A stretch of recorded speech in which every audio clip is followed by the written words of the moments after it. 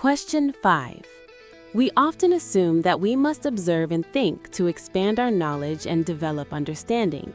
Now it is said that we must do the opposite. Not hear, not see, not think, but keep the mind in a state of stillness to achieve wisdom. It is difficult to understand. How can this be explained? The mind, citta, remains an enigma, not yet fully understood. It is not merely the product of brain cell activity.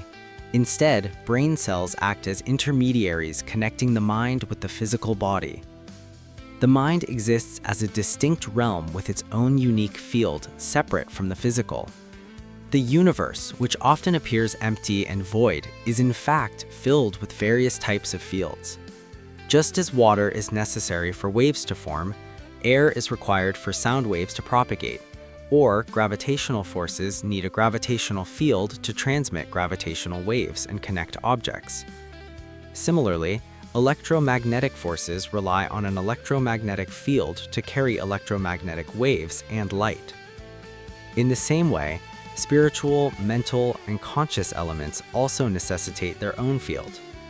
This understanding explains why certain individuals possess intuitive abilities, allowing them to perceive distant events or influence physical objects remotely. The existence of a spiritual field sheds light on phenomena such as prophecy and prediction without direct interaction. What is the mind? The mind has many characteristics, but its most fundamental attribute is knowing, the ability to perceive and comprehend. The mind's interaction lies in awareness and comprehension, enabling sentient beings to perceive one another and give meaning to the universe. Without the mind's awareness, the vast universe would be devoid of meaning, as there would be no consciousness to recognize its existence. This knowing element of the mind is inherent, much like the force of gravity is intrinsic to the physical world. The mind can be categorized into two distinct types: the minds with ego, associated with ordinary beings, and the non-self mind, associated with enlightened beings.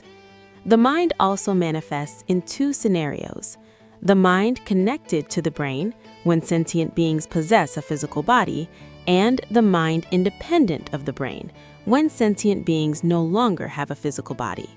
The mind connected to the brain. In this state, the mind's knowing is largely limited by the brain's activity. It cannot freely roam within its spiritual field. Instead, it relies on sensory input, seeing, hearing, thinking, and reasoning to know. While this state of mind is responsible for the development of modern scientific and technological civilization, it is inherently limited. The knowing derived from thinking is restricted and lacks the intuitive capacity to understand many other dimensions, particularly those related to invisible realms, reincarnation, karma, and moral principles.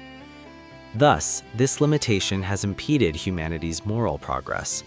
Such deficiency in morality poses catastrophic risks for humanity, especially as science and technology accelerate beyond control, with artificial intelligence, AI, being a prime example. Through the practice of meditation, the mind gradually achieves stillness, freeing itself from the incessant flow of thoughts. This does not dull or render the mind inert. On the contrary, it opens the mind to a new mode of knowing, one that is direct, unrestricted, and capable of exploring its own spiritual field freely. In this state, humanity has the potential to comprehend truth in its entirety, encompassing talent, morality, happiness, and enlightenment.